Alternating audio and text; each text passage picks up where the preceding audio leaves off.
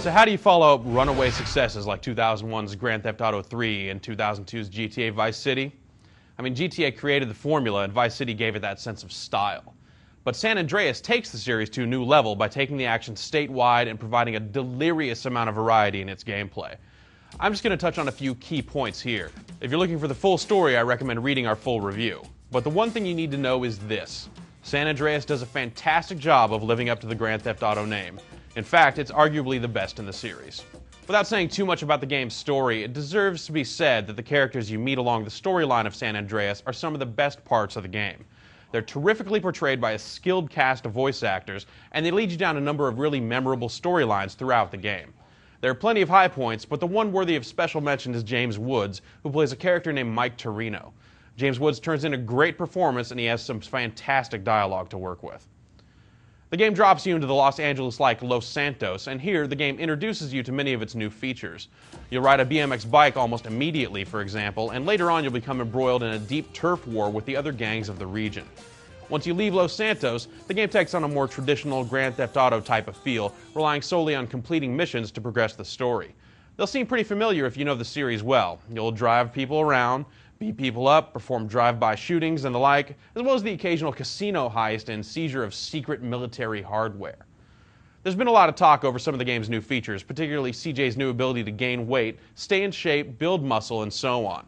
It's all true. You need to work out in order for CJ to perform his best in activities such as sprinting, jumping, and swimming. The good news is, as much impact as it can have on your performance and look in the game, the work you need to put into it is really quite small. Over time, CJ will develop a number of other stats as well.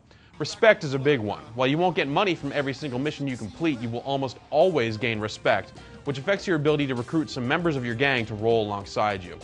You'll also gain skill in wielding each weapon in the game, as well as different vehicle categories such as cars, boats, airplanes, and motorcycles. In the case of weapons, it will increase your range and accuracy, and ultimately it'll let you dual wield some weapons, while the vehicle stats largely tighten up the controls for you.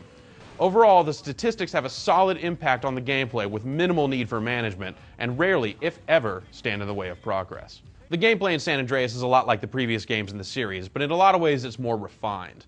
The missions are less frustrating because they do a better job of letting you know what you're supposed to do and where you need to go to do it. The main story arc is lengthy, and just sticking to the main plot will sign you up for a 30 to 35 hour experience. If you're one of those people that just like to learn the cheat codes and cause as much chaos as possible, San Andreas has a lot to offer you as well, though you should probably try to progress in the story far enough to open up the bridges that connect the game's three cities. The PlayStation 2 isn't getting any younger, and neither is the engine that powers San Andreas, but the developers have managed to squeeze out a little more power here, and the resulting product looks pretty fantastic. A number of effects, from the heat wash of a dry, sunny day to the gritty, film grain look of a rainy one, do a lot to set apart the game's three primary locales and the outlying territory in between. The cities all look great and do a lot to match their real-world counterparts, and the countryside in between gives a fresh face to the consistently urban-inspired look of the series. Countering that great look is a fairly unstable frame rate, but the game always runs at a playable speed.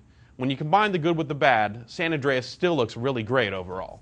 The audio in the game is no slouch either. As mentioned previously, the voice work and the script are both top-notch. While the in-car radio soundtrack isn't quite as inspired as that of Vice City, it has a number of high points, such as the hip-hop station in the city of Los Santos.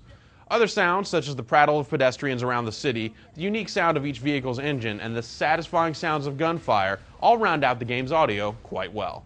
Historically, games that have tried to do a million things tend to just end up as a disorganized mess. San Andreas, however, manages to pack in a lot of varied action, and better still, it does almost all of it really, really well. The story's great, the characters are memorable, and above all, it's just insanely fun to play. To sum it all up, Grand Theft Auto San Andreas is a thrill ride that shouldn't be missed.